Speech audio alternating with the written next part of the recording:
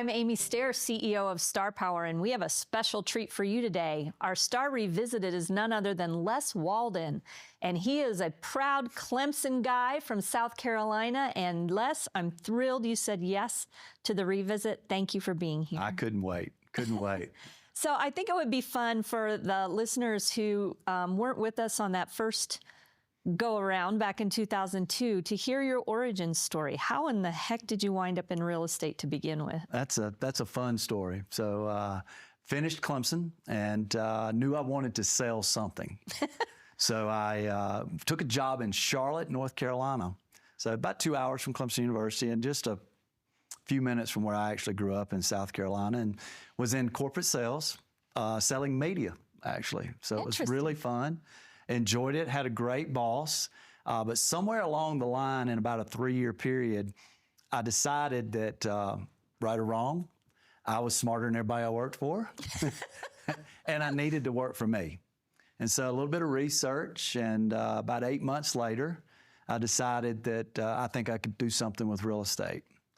Not only did I decide that, I decided that I really liked Clemson. So I picked up, moved back to Clemson, 2 hours away, and got a real estate license and got into the business. So that's how I got into real estate. Now, in those early years, you're obviously in an area you know, but you hadn't really established any sort of a database. Where did you start? How did you get the ball rolling with business? That's a great question. In my early career, I was a RE/MAX guy. Okay. I thought it was a great franchise, which it is. I still have nothing against it. And I went into a brokerage that was doing fairly well, which helped. I honestly started making phone calls, started reconnecting with the people at Clemson University, worked relentlessly, just hour after hour after hour.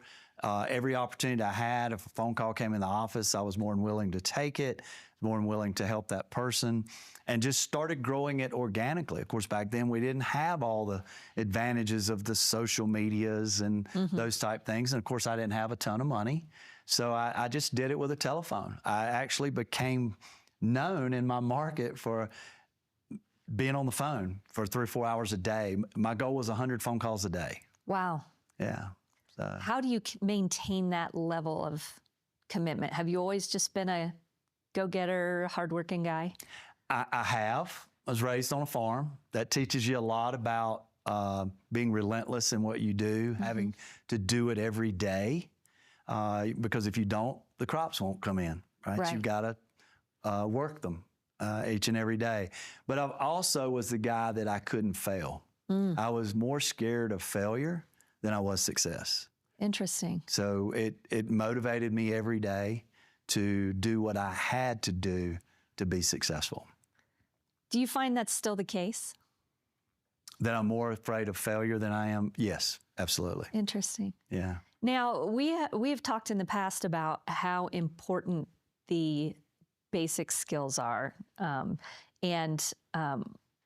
I think it's a good time to go into, you've referenced the right now business versus the slow burn. Talk about your philosophy of where business comes from. Well, you've got to have business pillars or ways that you're going to generate business, and they need to be very, very clearly defined.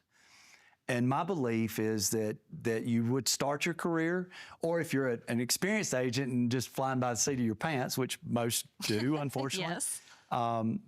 If you think about a business plan, you got to have at least 4 pillars of business. It's like a chair. If you only have 3 legs on your chair, it's going to be very wobbly. If you only have 3 ways to generate business, you're going to have a very wobbly business, not very predictable. My goal was to have a very predictable business. So I started with 4 pillars of business. And what I find with new agents and a lot of experienced agents is they're just out doing things every day and don't have a plan. So when you pick, let's say, the first 4, because now Les Walden Real Estate has more than 4 pillars, you need 2 that I consider a fast burn, okay? So what is a fast burn? Well, if I'm a new agent and I don't have a database, I've got to find people that want to do something in real estate. Yeah. Well, we define those as for sale by owners. We find those as for rent by owners. We define those as expired properties. Those are people that have already said, hey, I want to do something in real estate right now. All my job then is just to get them to do it with me. That's fast burn. I can call Amy if she's marketing her home for sale by owner and have a conversation with you, develop a relationship with you. And if you can't get it sold on your own, maybe I can get it sold for you. Now, I want to come back to that so we can talk scripts, but talk to me about the other pillars. Okay. So the other side would be your slow burn. And things that would fall into that category would be like working your sphere of influence. Social media posts. Those are going to work eventually. You're going to find business in those areas, but they're not going to produce business today, right? So you do need to have some of those slow burn pillars in your business. But what I find is, especially new agents, well, hell, and experienced ones too, they fall in love with the slow burn. They fall in love with, well, I made my post today. Or, you know, I sent an email out to my sphere of influence today, or I sent a happy birthday text. Those are slow burn. Will they generate business? Absolutely. But they're not going to generate business today. And you got to have a great mix of those two types in order to have a very stable business plan.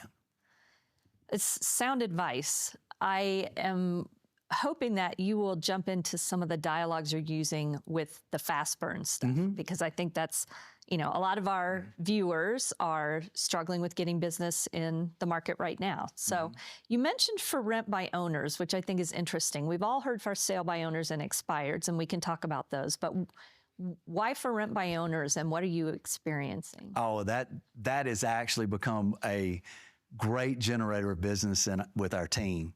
It is, so if Amy has a rental property and you're advertising for a tenant right now, that means you're not generating any income off of it. That is the perfect opportunity for us to have a conversation with you, right? So a lot of times, what do you say to me? I actually picked the phone up and I say, Amy, I noticed you're advertising your home for rent. I hope you find a tenant soon, but have you considered what your equity position might be in that property?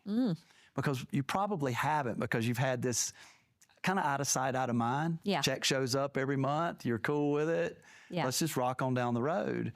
And so, but when you're looking for that tenant, we want to have a conversation about your equity position. I think we'll all agree that over the last several years, real estate values have gone up a lot.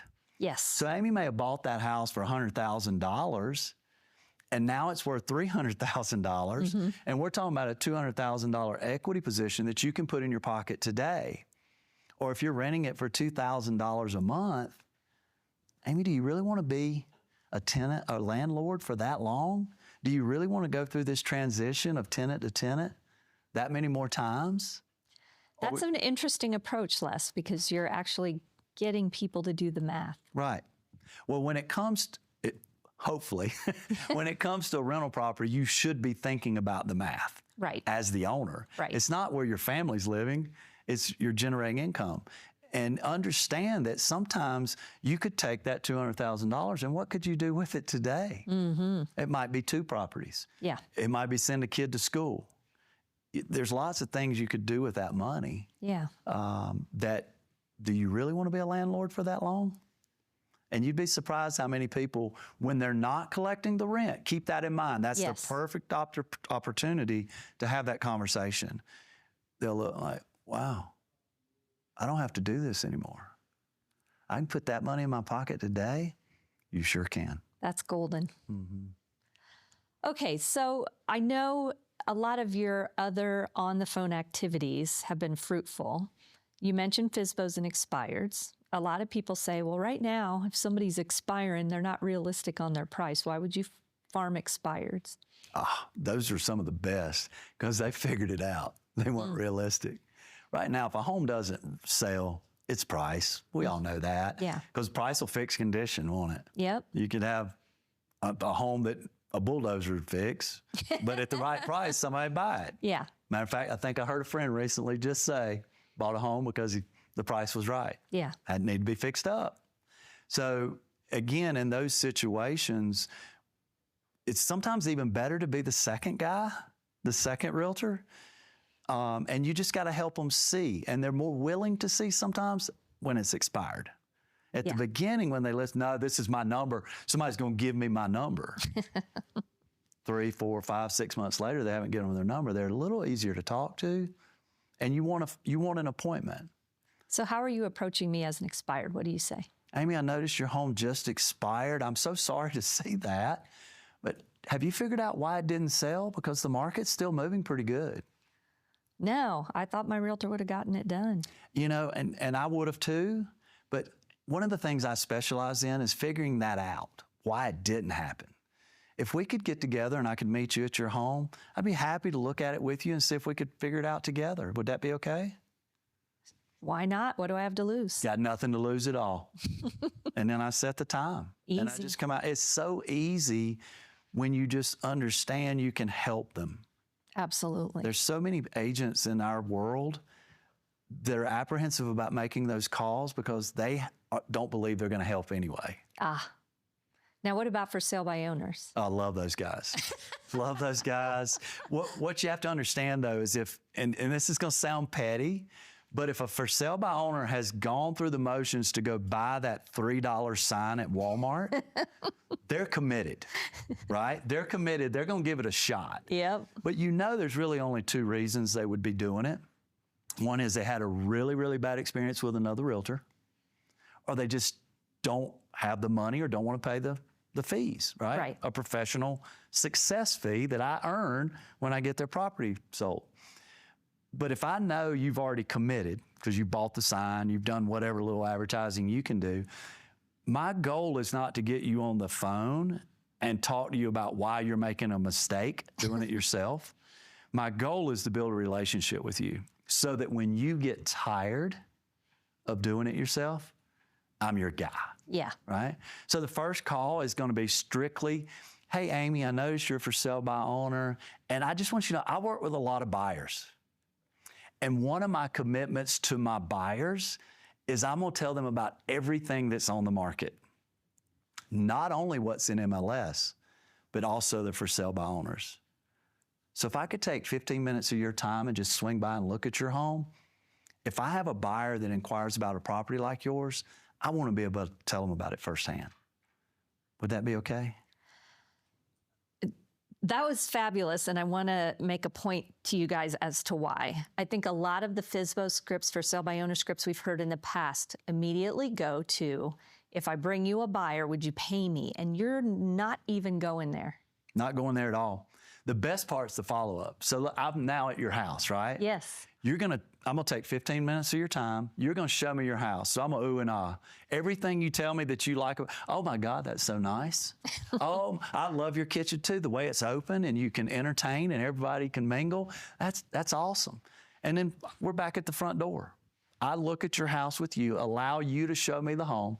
And then when we're at the front door, I'm gonna thank you. Amy, thank you so much for letting me swing by. And know that if I get that buyer call that's interested in something like yours, I'm gonna tell them all about it. And then I'm just very simply gonna look at you and say, could you tell me why you decided to do it for sale by owner? And again, not pressing to get paid. Nope. Just gathering data. So let's just say you say, well, I worked with a realtor, my agent that sold me this house. I really didn't feel like they did their job. I did all the work. I got at the closing table. I'm so sorry to hear that. And hopefully if you choose to work with a realtor again, that won't happen. Now I'm gonna take a couple steps away and I'm gonna turn back around. Amy, would it be okay if I call in 7 days to see if you're under contract? Nice. Yep. And so you're gonna say, sure. Yeah. And so I'm gonna call you in 7 days. Hey, Amy, it's Les. I told you I'd call in 7 days. Are you under contract yet? Well, I know how you're gonna answer that, either yes or no, right? Right. If you say I am, well then, oh my God, congratulations, and then I'm gonna chat with you a little bit about it. I'm gonna bring up a couple of the hiccups that happen in South Carolina getting from contract to close, and just kind of make you aware of them, right? I'm the expert. I'm making you aware of them. Yeah. If something happens, Amy, give me a call. But a better one is if you say, no, I'm not under contract yet. I'm not under contract yet, Les. Oh. Well, how many showings did you have? Now, the pregnant pause is very important. Yeah. Oh, well, how many showings you have, Amy? We haven't had any yet. Oh, well, normally when we put a home on the market, we get 7 or 8 in the first week. Really? Yeah. What am I doing wrong? I don't know. I would maybe say one of the things is marketing. It's a lot harder for you to market than for us to market. We're set up to do that and get the word out to as many people as possible. Yeah, you've got me leaning in, right. Totally leaning in. And let's just say you don't automatically say, because remember I told you, if you bought that $4 sign, you're committed for about 30 days. We know that. Yeah. So you might not lean in too far. You just might, okay. You got me thinking. Yeah. So Amy, the reason I want to know if you're under contract is I'd certainly hate to tell one of my potential buyers about your home and then you be under contract. So is it okay if I call you again in 7 days? Nice. I'm going to do the exact same thing when I call. Hey, Amy, you under contract? No. How many showings you have? Oh. Well, we're normally under contract with our properties in a couple weeks. Can't guarantee it every time, but that's just how we kind of roll. Mm-hmm. So now you're starting to get a little frustrated. I might dial up instead of weekly. I might say, okay, can I call you back in 4 or 5 days? Nice. And I'm just going to dial it up because I know now you're getting to the end of your efforts. Yeah. I gave it a try. You feel good about saying that. Yeah. All right. It's worked wonderfully for us. The great news is when we do list those, which we're hitting about 50 to 60%. That's really good. We're bringing the buyer on about half of them. Nice. Because we're aware of the property. Mm-hmm. We know what's coming. Yeah. And we're able to tell that buyers that we have in our database about it. Incredible. Do you get any pushback if you have a buyer while they're still for sale by owner? Are they receptive to? That's actually a great question because with the NAR settlement, the National Association of Realtors settlement, you're having these separate compensation conversations now. Yeah. You're having it with buyers up front. You're having the conversation with sellers. So we've already had a conversation with a buyer client. This is how much my team gets paid to help you find your home and advocate for you to get the best deal and the best terms. If the seller won't pay me, you will. Right. I've never met a for sale by owner that's not willing to pay something. Right. But most times it's not happening. The deal's not happening till we list the property. Interesting. Yeah. What's really coming up for me is how you navigate the question process. And you have said to me, you have a magic formula for being able to address anything that comes at you. Mm-hmm. Seems like now would be a good time to get into that. Well, yes, I do. And I tell you, the reason this came up was being a Star Power baby. I learned my scripts. I practiced my scripts. Remember when we had the script cards, stack like that? Oh, yeah. Oh, I studied those because I'm a professional, not an amateur, right? I studied them. I had them. The problem is this. If I know this script perfectly, and I'm going to deliver it better than Matthew McConaughey could in a movie. I mean, I do. I've had people say, you sound like him, Les. I'm like, okay. I think that's that's exactly what I said. All right. But I've delivered the best script ever, right? I mean, I was on point. And then the person sitting across from me didn't come back with what I thought they were going to say. I'm like, damn, they don't know the script. That's not on my cards. They don't know the script. What the heck just happened? So it was out of that and me hating to fail, me being scared to fail, me not wanting to look like a complete ding-dong in front of somebody.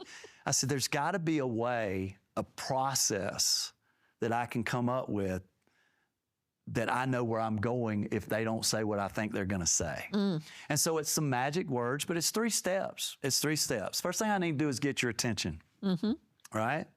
So one that I've been coaching on recently is the NAR settlement.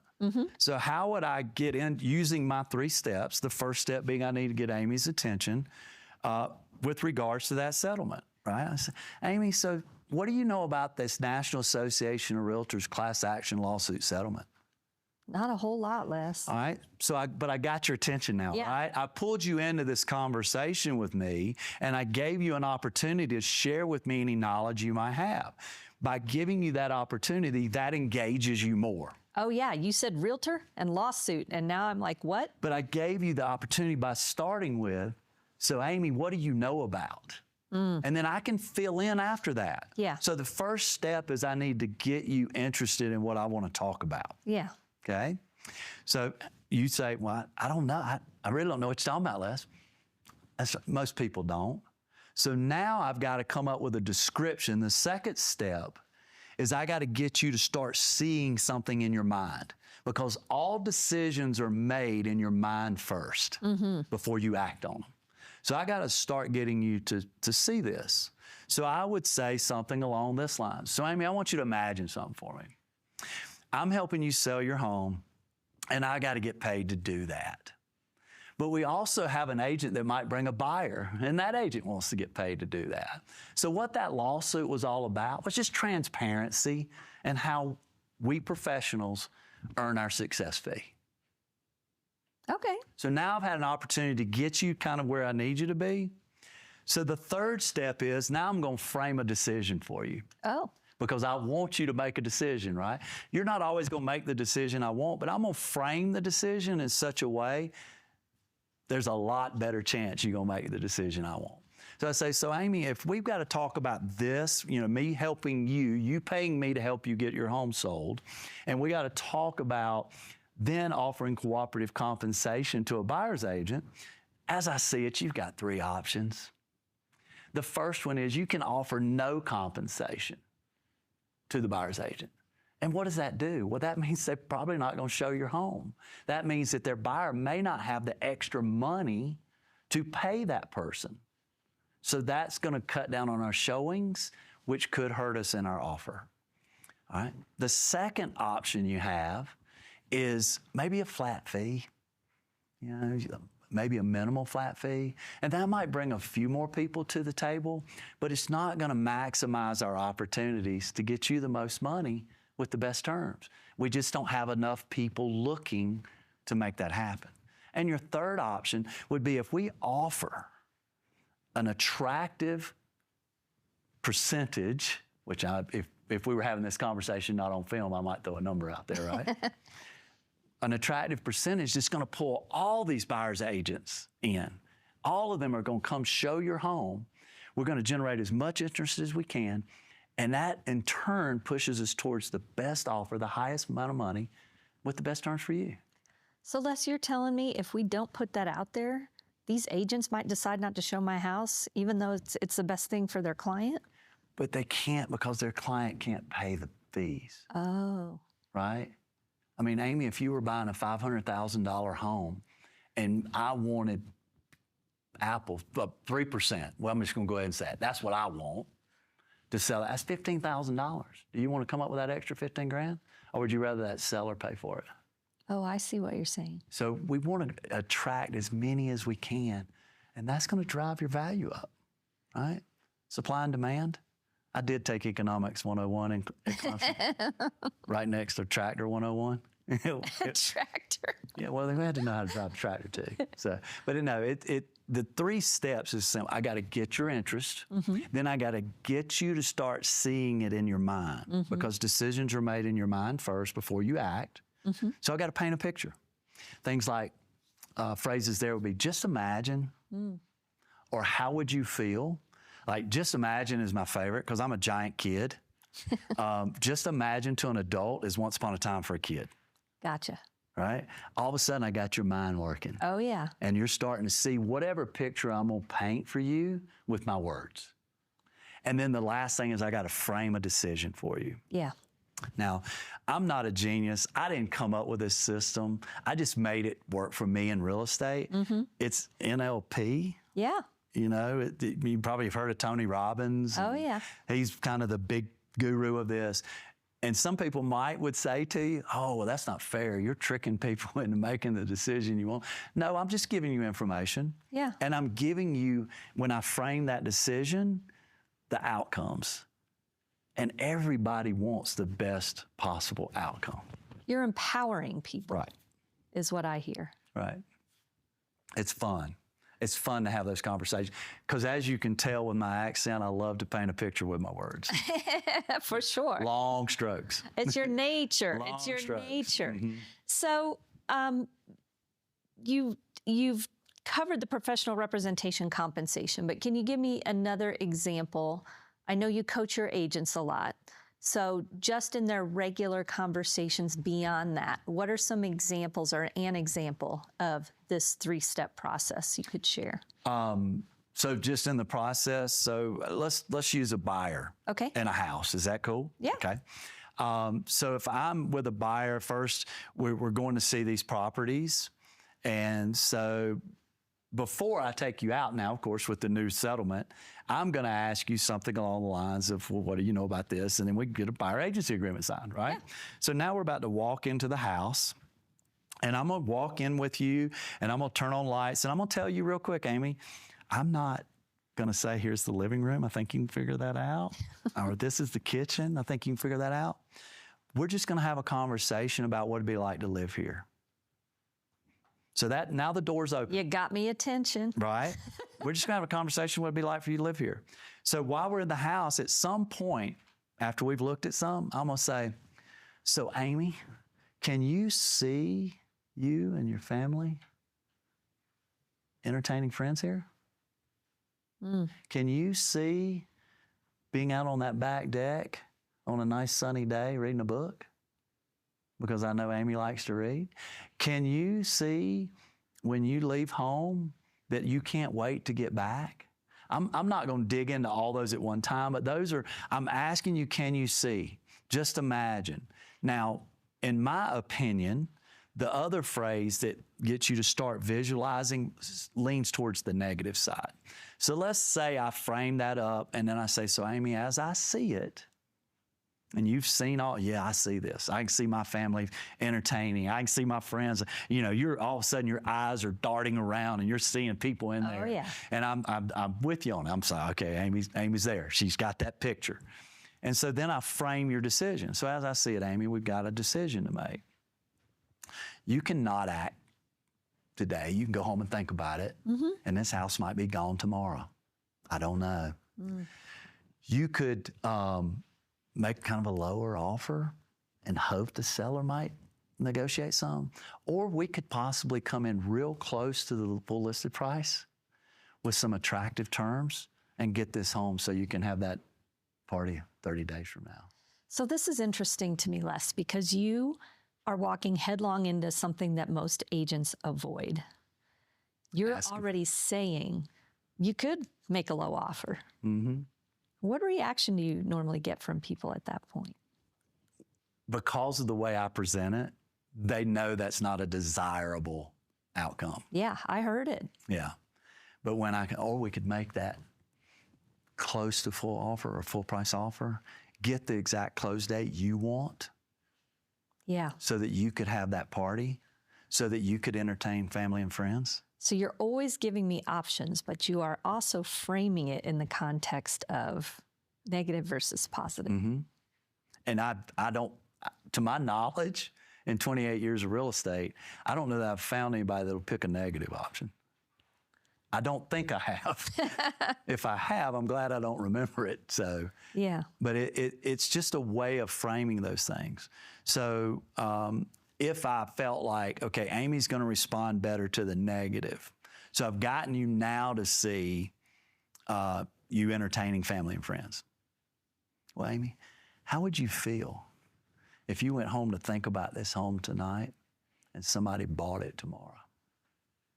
Well, that would really piss me off, Les. So we probably need to write that offer now, don't we? Yeah, I guess we do. Yeah, let's go do that. You just get right in there. Just roll right into it. Why do you think most people avoid just asking the question, asking people to buy? Confidence. I would never ask you to do anything I didn't think was right for you. And that gives me a ton of confidence in what I'm saying. There are going to be some times when I present this and people are going to choose not to do it. Yeah. A seller might choose not to put their home on the market. Yeah. for rent by owner might say, you know what? I know I could put that 200, 300 grand in my pocket. I would rather leave this to my kids. Mm-hmm. I'm good with that. Yeah. I think that's a great decision. And that's exactly what I'd say if they said that. I think that's a great decision. A legacy for your family lives on and on. You've made the decision. Now it's just my job to make you feel good about it. Have you always had that ability to walk away from the potential money? You know, I met a man one time. You knew him too. This sounds like a country song. Yeah. I met a man. I wrote a song about it. I met a man one time. His name was Howard. Actually, it was Dirk. Dirk Lance. And he always said, don't ever think about the money. Think about the people. Yes. And it makes sense. If you think about the people, the money shows up. Mm-hmm. And it shows up in abundance. Just do the right thing for people, and it comes back, in my experience, more than tenfold. Beautifully stated. Thank you. So this leads me to, in your role as a leader and not just an agent, and this has evolved over time, and I'd love for you to just touch on how your team's evolved. The question that's in my mind right now is, how do you transfer this piece that you have about this business to people who've just been in the business in these last 5 years and don't know what it's like to not have just the constant waterfall of business coming? By example. Okay. A great leader can never let anybody else see them sweat. My team never sees me sweat. Now, they'll laugh at me. I've never smoked anything in my entire life. I know we're in Colorado, but I've never smoked anything but I will actually walk to the front of the office and say, I'm gonna go out and have a cigarette. And they just know I'm chilling. I'm just gonna chill for a minute. But I don't ever let them see me sweat, because if they see me sweat, then they sweat. Yeah. So I'm transferring that through my actions, right?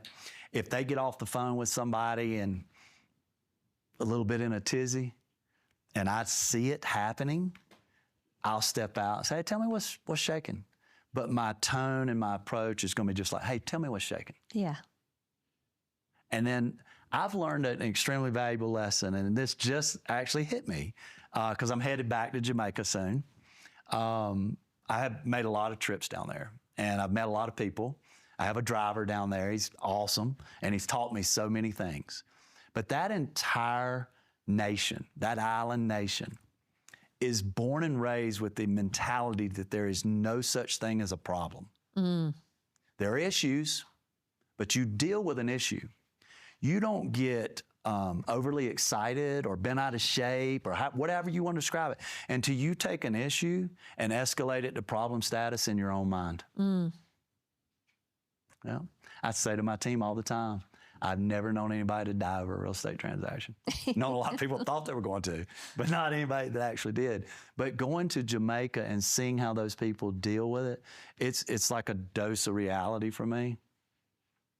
And so I'm able to draw from experiences, but for my team, I just don't want them to see me sweat and then they don't sweat. So how did you evolve to where you're at with the team today? You obviously started as a solo agent. At some point, you made a determination that leverage made sense. Mm-hmm. Talk to me a little bit about that path. So I did start as an individual agent. I did 83 transactions my first year. Wow. Yeah, I worked a lot and wanted to do more. And so I knew then I had to have help. Mm-hmm. Didn't know exactly what that help looked like till I went to my first Star Power conference. Really? Absolutely. Absolutely. I was a RE/MAX agent for 3 years. Howard spoke at my third year, he spoke at the RE/MAX convention. I walked into his session and thought, either he's lost his mind or he's really good at what he's doing. And so I came to the Star Power conference, signed up immediately, came to the conference, met people at this conference that already had a team. Met all these folks, and they guided me and said, you did 83 transactions, you've lost your mind. You got to have help. Yeah. or you won't make it much longer. And so, again, I learned through the Star Power organization that the first step was I needed someone to take some of the administrative stuff off my plate. So I brought in an administrative person. That allowed me the next year to do 100 transactions. Then I was still stressed out, maxed out. So then I started bringing in agents. At that time, buyer's agents. Grew the team with buyer's agents. So Les all of a sudden was only doing the listings. And all these folks were, all the agents were, buyers specialists were handling buyers. Over time, I lost some really good agents, really good. And I lost them because I didn't allow them to continue to grow. So that was another lesson learned. So now the agents on my team can list and work with buyers. And so it's kind of been an interesting evolution for me. I did get completely out of production for about 3 years and then decided that I needed that interaction with some folks. So now I just really work with my friends. So what advice would you give to someone right now who's stuck at that? I've got buyer agents. I need to do the listings. Nobody can do it like I can do it. How did you transition to they can do it, if not the same as me, as well as I can? I became a coach. I still don't think anybody can do it as good as me, but they can do it really, really, really good. And that comes from coaching. That comes from, think about it, if you were the head coach of a volleyball team. You're coaching those players because you can't get in the game. And you coach them up to be the best they can be. And that's what I finally decided. And so I try to impart some of my experience every day. If I hear them dealing with a challenge, I'll just have a discussion with them and try to impart a little bit of that. The other thing was systems. Like when I bring an agent onto my team, they actually sit down with me. And we go through, how does Les Walden Real Estate handle a listing appointment? From taking the phone call, the lead, to the research of finding valuation, to the presentation at the home, to what do they do with the documents when they get back to the office. So we go through this process, this SOP, this system, whatever you want to call it. I train them to that system because you can't hold anyone accountable unless they've got a system to work to. So we do that for both buyer and seller. And then after I taught them the system, then I can just coach them on their movements. So if you're coaching the volleyball team, you're coaching the football team, they know the plays. Now, oh, well, the running back hit the wrong hole. Let's coach that, here it is, and this is how you get to it. And so that was how I evolved. And when I got completely out, it scared me more than it scared them. So let's talk about that, because we do have a lot of agents, especially with the changes with the NAR settlement, that are saying, maybe I should just get out of the business. It's too hard now. You really seem to enjoy the selling of real estate. Yeah. What advice would you give to somebody who's trying to figure out whether or not they should have a transition plan and get out? I think especially a lot of people that have been in the business a long time are getting lost in the details. Do they really like working with people? If you hate people now, get out. But don't get out just because a rule changed. This rule change has made our business better. Yes. It's made it easier. It's made it more fun for me, right? Because I had to come up with whole new dialogues and scripts. That was exciting. I was like, so how do I explain this to them? How do I explain this to the consumer that really we were all worried, right? That, well, they're hearing all this media and they think this, and 95% of the ones I ask have no clue what I'm asking them about. But it's still fun for me to help Amy accomplish her goal. Why would I send you to a gallbladder surgeon that doesn't know what they're doing if I'm the best in the world, right? That just doesn't make sense to me. So I want to be able to help you make the best decision for you and your family. And I enjoy doing that. But I think the ones that are saying, well, it's too hard now, are getting lost in those weeds of these changes instead of remembering why they do it anyway. That's why most people get burnt out, is they get lost in the details instead of remembering why they did it. Why did I start doing this anyway? And if you can get back to that, they probably won't say, well, I want out, because they'll remember. How important is it when you reach the point where you're at, Les, to let people with your systems do it their own stylistic way? That was a hard one. Yeah. That was a hard one. Because I'm perfect. I mean, hell, they couldn't do it better than me. But I tell you what really put me over, I worked hard at it. I worked real hard. But what really finally put me over the edge, I told you I go to Jamaica a lot. My phone, all means of communication stays in Atlanta when I fly to Jamaica. It stays in my car. I have no means of communication. When I get back is the fun part. Because the first time I did that, I thought, the whole world will be done. People won't even be there. They'll closed up shop. I get back and they've done more than probably they'd done if I'd been there. It's very humbling.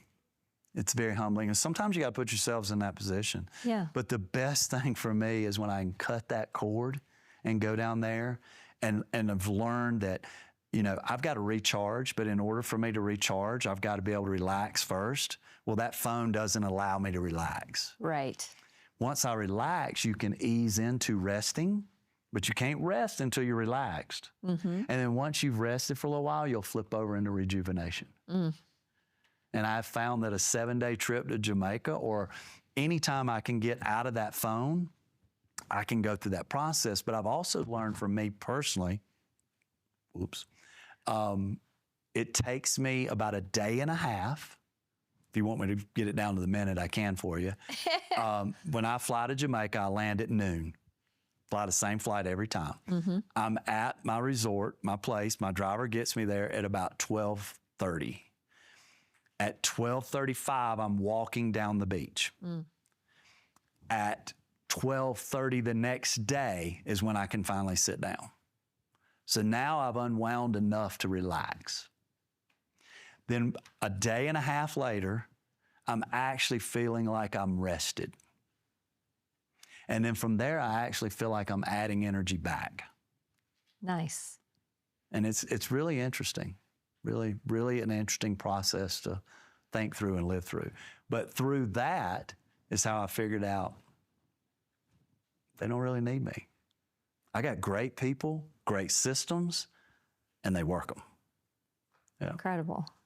So I'm thinking about actually a few of my coaching clients who, I hope you're listening, they can't let go of that phone.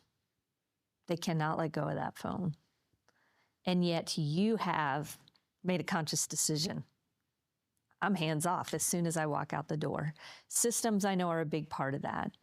What sort of summary or feedback do you expect or get from your team when you come back that reinforces you made the right decision? Now or when I started the process? I want to hear both. Okay. Now, nothing. As a matter of fact, I do a really cool thing when I leave and I'll send you an email to check it. But my out of office email autoresponder, I make up something every time. Like I have worked for Her Majesty's Secret Service, and so I don't have any access. I've gone to a far, far away land with Shrek. I went one time to a Buddhist temple to find the long lost secrets of real estate, but had no access to anything because it was that serious. I love it. So and that's the voicemail I put on my phone too. So when I'm out, I've prepared people that I'm out. And so and then also on my email, the last line in italics says, if you want me to see your email when I get back, or this email deletes itself every 48 hours. If you want me to see your email, please send it within 48 hours of my return. Well, that allows me, instead of starting at the oldest and work, I get to start at the newest. Takes me about 2 hours, all right, to go through the 2 days of emails. Because if you didn't resend it, that's on you. That ain't on me.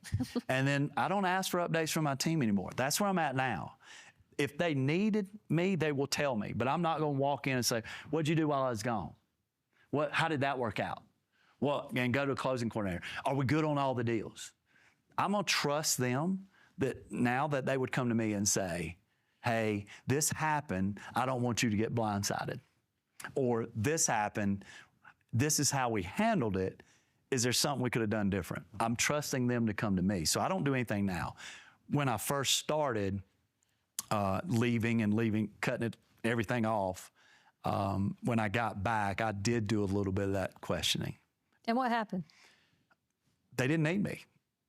I found out pretty quick, and they were cool to answer. You know, I told them when I left, I said, now, I'm gonna probably be a little bit uptight when I get back. And they would tell me, don't worry about it, we got it. And because I would say to them, I've never known anybody to die from real estate, they kind of say that to me. You ain't gonna die, dude. Isn't it fun when your own words come back to visit you? It is quite interesting. I've been experiencing that quite a bit lately, hearing different people on my team members say things on the phone or say something in conversation. And because I've said a lot recently, I'm turning into my father. And because I say and do things he would say. They're a reflection of me, and I'm proud of that reflection. That's wonderful. We haven't spent any time talking about how you foster that culture, but are there any things you're doing as a team that keep that family environment and that good energy going? They got to know I love them first. It's not tough love, it's love tough. So love has to come first, so that I'm always asking about their families. You know, if something comes up in your family, I'm telling you, go. That's more important. Go do it. Go take care of that. But if you think I care about, if you feel that love, if you feel like I care, then I can hold you accountable more easily. And so that's big to me in culture.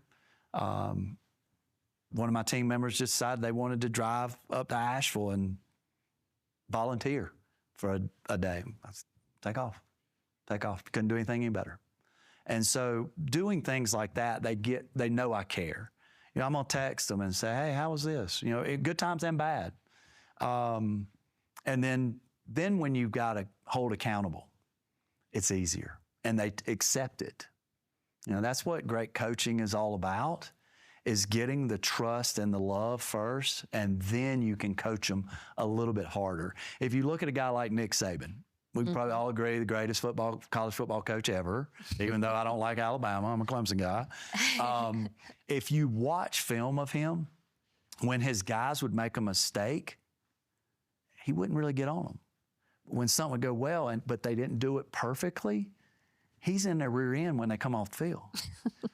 That's showing love first, and then let me coach you up. And I can coach you harder that way.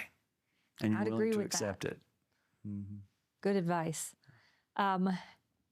Knowing what you know now, if you could go back and talk to your new agent self in those first 5 years, what changes, if any, would you suggest little less make? I don't think I'd change anything, because everything I went through taught me something. Every single thing, from being the exhausted agent that didn't think he could go another step and pushing through, to not doing some things right by my team and losing some wonderful team members.